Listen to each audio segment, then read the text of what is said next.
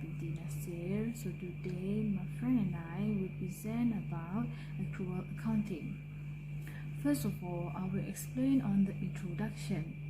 In the past years, the Malaysian government has adopted and developed various accounting systems by focusing on efforts to strengthen efficient planning, utilization and control of public financial resources and assets. This integration is considered as an important means to improve the effectiveness and accountability in accounting and reporting for the public sector organization. For accounting practices in public sector, the development of government activities over the years in terms of size and complexity raised the concern over whether the traditional use of cash accounting is sufficient for government accounting and reporting. There is a continuing debate over the use of cash and accrual accounting.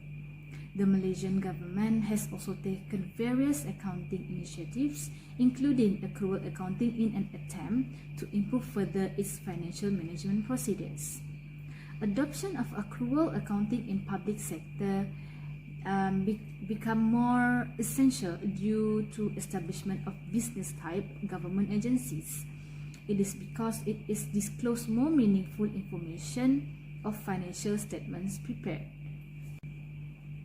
There are four bases of public sector accounting, which is cash basis, accrual basis, modified cash basis, and modified accrual basis. For cash basis, it was considered as more appropriate for public sector to put emphasis on compliance with rules and regulation. This basis of accounting reflects the fundamental principle that no public money should be spent in ways and amounts that were not specified in the annual government budgets. Cash accounting records the cash receipts, payment and balance at the time cash is exchanged. Thus, cash accounting financial statement only show sources of cash receipts, allocation of cash expenditure, and provide comparison of actual and budgeted expenditures. The primary financial statement prepared under the cash basis of accounting is the statement of cash receipts and payments. On the other hand, the accrual accounting is explained as recognition of revenue and expenses in the accounting period which they are earned or incurred. The financial statement prepared under the accrual basis of accounting underlines will include the statement of financial position, statement of financial performance, the cash flow statement, and statement of changes in assets or equity.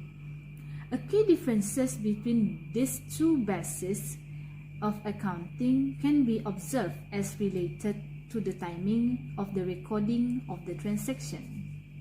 The modified cash basis is a hybrid method that combines features of both cash and accrual basis.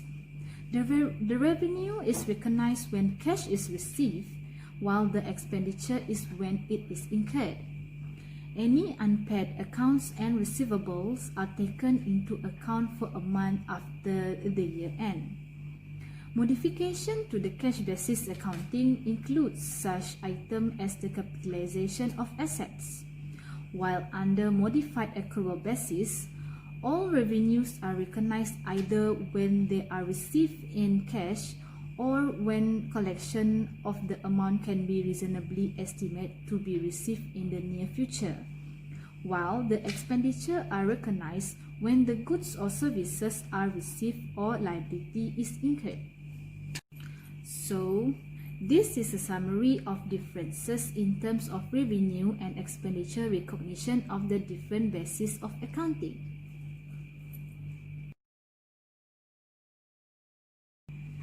Apart from this basic difference in terms of the point of recognition of revenue and expenditure, this is the two distinct concepts of cash and accrual accounting can be viewed based on other areas of differences.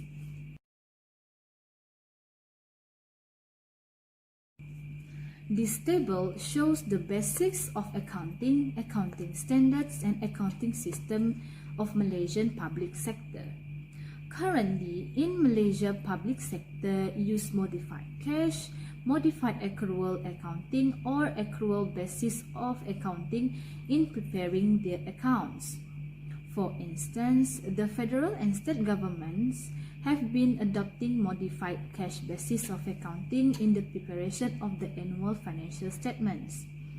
The local government has been using modified accrual accounting, whereas the statutory bodies were using accrual basis of accounting in the preparation of the general purpose financial statements.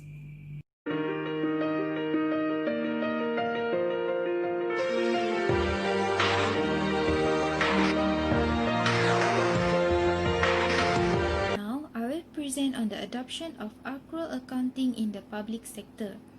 Earlier, the main purpose of the public sector financial reporting was to demonstrate compliance with legal and contraction provision. This provision did not require the determination and reporting of profit. However, due to growing establishment business-type government agencies, improvement in the accounting and reporting practices are essential.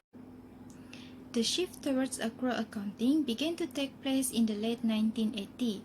Most notable was in New Zealand and Australia. In Malaysia, there are various re-engineering efforts have been taken by the government to develop the accounting system. For example, government financial and management accounting system has been developed to capture accounting transaction and prepare financial statement based on the accrual basis of accounting. Apart from that, new economic model report has been introduced. This was translated to Strategic Reform Initiative for Public Finance Management. On 28 March 2013, Treasury Circular No. 4 on the implementation of accrual accounting in the federal government was issued. This stipulates that all reporting entities are expected to produce financial statement using accrual basis on or after 1st January 2015. The table shows the relevant changes to Malaysian public sector accounting. As we can see, modified cash basis has been used up until 2006. The accounting standard that has been used is IPSAS cash. After that particular year, Malaysia used modified cash basis as the basis of accounting and still being used until now. In the future, Malaysia are expected to fully develop accrual basis and use MPSAS accrual as the standard. Now, we move to the benefit of the adoption of accrual accounting. There are 5 benefits. First, the quality of financial management can be greatly improved. Second, more comprehensive information about costs that will better support result-based management. Next, more efficient and effective use of resources. And the fourth benefit is accrual accounting provides government with the opportunity to demonstrate successful management of its resources. And lastly, it is useful in evaluating a government performance in terms of its service cost, efficiency, and accomplishment. Now we will look through the advantage and disadvantage of accrual accounting. First, we look at the advantage. Accrual accounting precisely provides the true financial position of the public sector agencies. It's because this method can show exactly how much an organization earns. Second, to make the true cost of government more transparent. Next, it has been used as a standard to measure performance as in private sector. This is because the profit measured implies the level of success in a particular period. Presentation of both operating statement and financial position statement will also allow calculation of performance indicators. Accrual accounting also allows distinction to be made between capital and operating expenditure. Lastly, it provides a more comprehensive accountability framework than cash-based system as it focuses on the impact of government decisions. Now we move to the disadvantage of accrual accounting. Firstly, it will bring more subjectivity into accounts and could distort accounting information produced. During inflation, accrual concept relevance is limited. Next, switching costs to accrual accounting will be high as it incurs more administrative and accounting costs. Lastly, it allows manipulation to be attempted. Department manager might purposely spend on non-essential items when there is a favorable balance in the budget in order to avoid being questioned for not spending the approved budget. There are a few challenges in implementing the accrual accounting. First, the changes require additional works and development of new skills on accounting officers. Accrual accounting demands specialized skills in terms of technical accounting expertise. Second, time factor and lack of skilled personnel. This will contribute to resistance to the changes. It requires the commitment from senior management in providing sufficient staff training and financial support. And the next challenges is that difficulties in providing depreciation for assets. The implementing of accrual accounting also deals with the specific issues or success factors as follows. First, redesigning the chart of accounts. Second, collection accurate information on capital asset and their value. Third, establishing long-term liabilities. Fourth, recognizing and accounting for government receivables. Drafting new legislation and standards for the accrual budgeting system. Reporting debt and debt management. Intensive training for users of the system at all levels of government. The acceptance of the new system by users, and lastly, the right IT system to be in place to record and report the data. That's all from me, and now I will pass to the next presenter.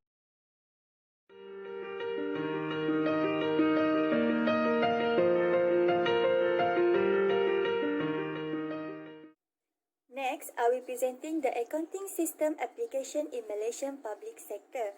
So the accountability of the public sector can be strengthened by focusing on the following elements.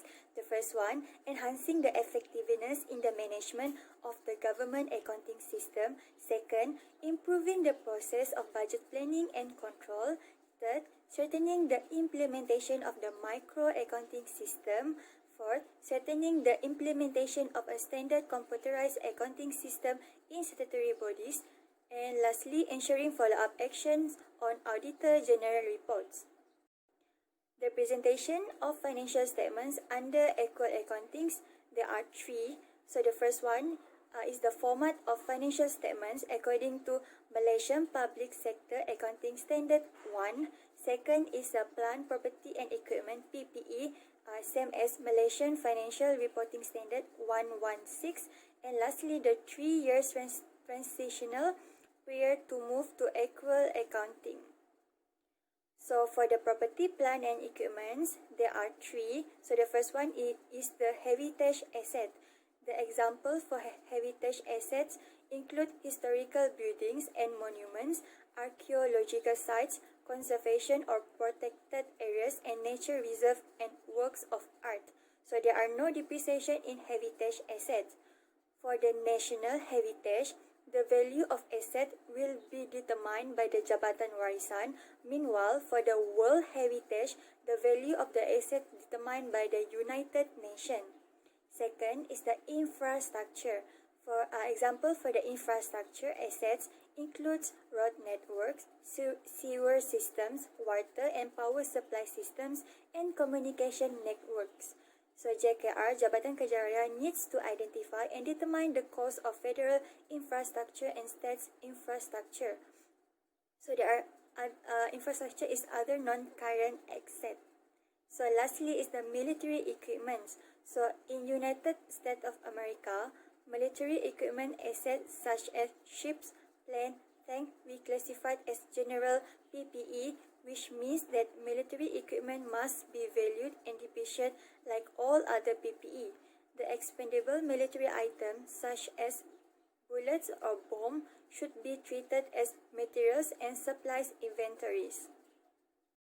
For the accounting system application in Malaysian public sector, there are 4 applications. The first one is the Standard Accounting System for Government Agency, SAGA. Second one, Government Financial Management Accounting System, GFMAS.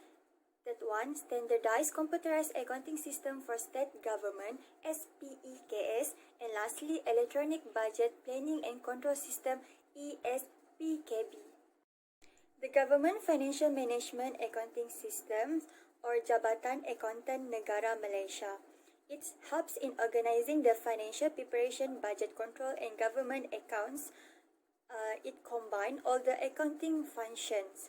So the objective for GFMAS is to provide accurate, quality, and timely accounting data and informations. Second, enhance quality service of Accountant General Department. And third, overcome the problems and weakness.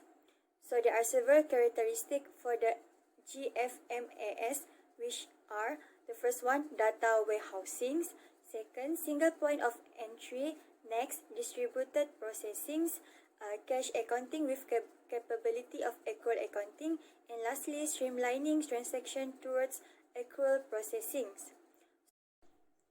There are 5 stages in the development and implementation process. For stage 1 is the project preparations. The core activity of this project includes establish project teams, conduct kick-off meeting to confirm the project scope, and develop the project charter. For the stage 2, which is business blueprint, the objective of this stage is to obtain a clear, precise understanding of the detailed functional requirement of different modules to be implemented in GFMAS. So the major activity during this stage is develop system functional requirements, identify training needs, determine the reporting requirements, initiate change witness assessments, and determine the interface requirements. Stage 3 is the realization. The project teams are focusing on the configuration of the SAP modules using agreed functional requirements. The core activity includes develop forms, reports, and interface, establish profiles for authorizations, next implement data conversion and migration plans. Stage 4 is a final preparation. The core activity in final preparation is develop standard operating procedure, develop offline procedure, complete the preparation of the production environment, conduct communication and acceptance program, and develop cutover and go-live plan. Stage 5 is the go-live and support. The final stage of the project relates to the rollout of the Government Financial Management Accounting System application, which is divided into 2 phases. The pilot phases involve 3 sites. So the accounting modules, there are 5. First one is asset accounting. Next, general ledger, cash management. Fourth, treasury, and the loan management system. Standardized Computerized Accounting System for State Government (SPEKS). It is developed by the Accountant General Office of Malaysia, which consists of Center Accountability and Accounting Officer for 11 state governments. Taking into account the latest technological advance and advanced connecting online. The objective for SPEKS, first one is to smoothen and improve the productivity of financial management. Second, preparing the financial statement perfect and timely. And lastly, improve the state financial administration. So for the characteristic, the first one is the network security. SPEKS application is a financial application where the integrity and validity of data must be maintained. Firewalls are also used to segregate database server and server application from SPEKS user. Next, security on application. There are 3 levels. The first level, where the user location works, the Center of Accountability Department or Treasurer. Second is the what unit or division user are serving. For example, salary unit, administrative unit, or financial unit. And last level is the what are the user tasks or function provided by the reviewer of approval. Development of SPEKS is the implementation of SPEKS project is funded by the government. The Accountant General Officer of Malaysia is supplying SPEKS equipment and the maintenance of the application systems. there are two hardware and software SPEKS. The hardware HP, the computer or laptop server, or software Oracle technology. SPEKS network in the state are operated by using the existing state government network. So the implementation process of SPEKS, hardware and software SPEKS, the main hardware that SPEKS use is HP server, while for the software they use Oracle technology as system application database and development tools. SPEKS network in the states they are operated by using the existing state government network. In accounting modules, SPEKS are built using Oracle technology software. There are two modules, which is the first one, admin modules. It allows system administrator to work up the system back-end and perform basic system structure, mentally defining predefined drop-down fields and defining lesson schedule. Second one is the application modules, the coordination object for the logical container related to a specific task with optional programming logic, and also can define and execute the context of a transaction. The advantage for SPEKS is the first one, fast and accurate preparation of financial statements. Second, work processes are standardized and more effective monitoring. And lastly, coordination, time saving, and reduced error when using SPEKS. Next application is the Standard Accounting System for Government Agency, SAGA. The objective for the Standard Accounting System for Government Agency are make available the facility for the maintenance of a complete and timely set of accounts, enable daily closing of accounts, provide avenue to further enhance accounting and financial management, and prepare pre-audit financial report as per the agreed timeline.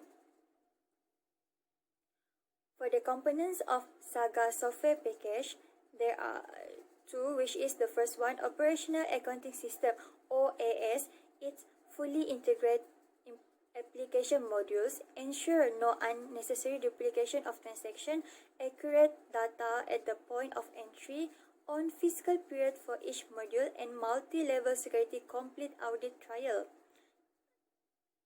Next component is the Information Accounting System, IAS.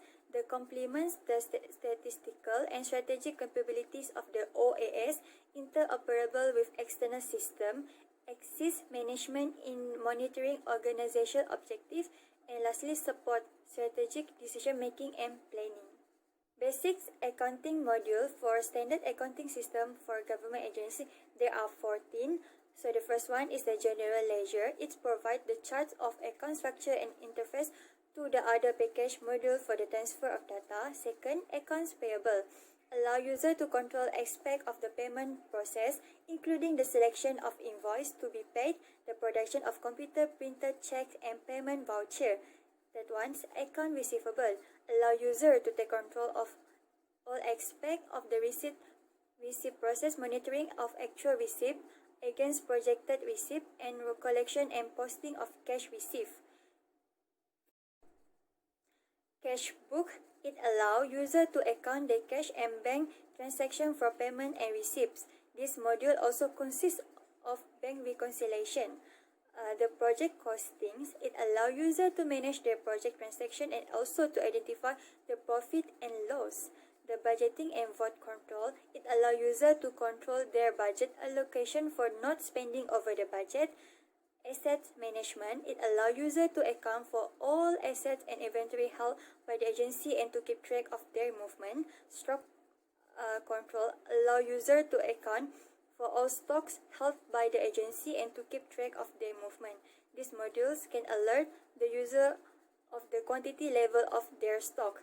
Investment. It maintains information of investment made and the management of the investment portfolio, such as fixed deposit accounts and records of government share. Purchasing provide management and control of all purchase made from the vendor. Loans and lease allows for effective management of loans portfolio. Payroll maintains detailed personal records for the generation of employee payroll. Staff loans provide facilities in Managing loan for the staff with automatic scheduled payments, staff claims and advance, allow user to process and approve all staff claims and advance, and management information system provides information to the management for monitoring, evaluating, and taking the necessary steps to improve the financial performance of an organization. Last application is the Electronic Budget Planning and Control System ESPKB. ESPKB is actually Electronic Budget Planning and Control System. It used for processing payment and accounting related transaction. The objective for ESPKB is to meet the financial control requirement, financial information requirement under the e-government application, and helps budget control processes monitor PTJ expenses.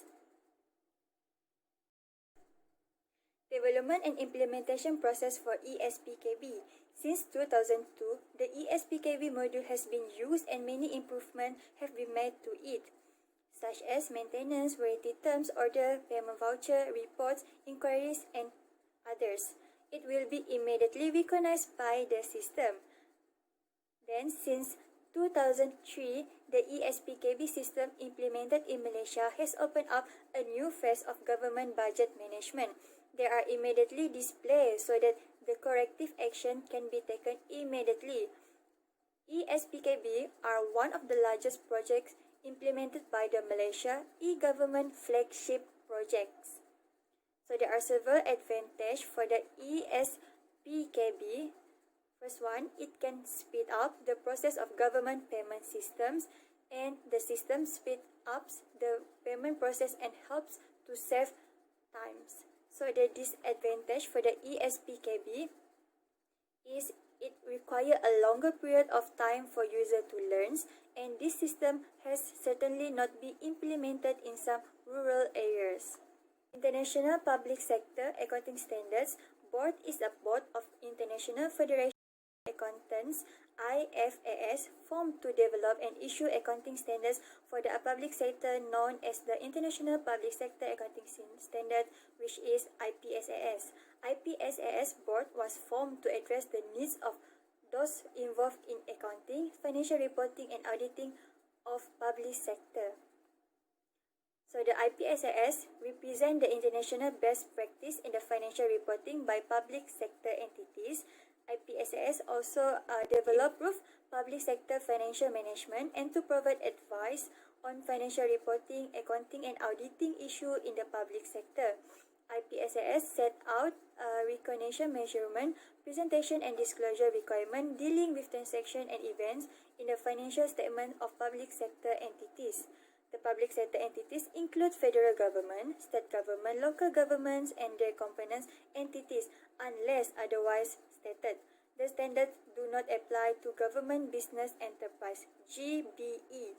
The application of IPSAS will improve the quality of financial information reported by public sector entities, and this will help to enhance accountability and transparency of the financial reports prepared by the government and their agency.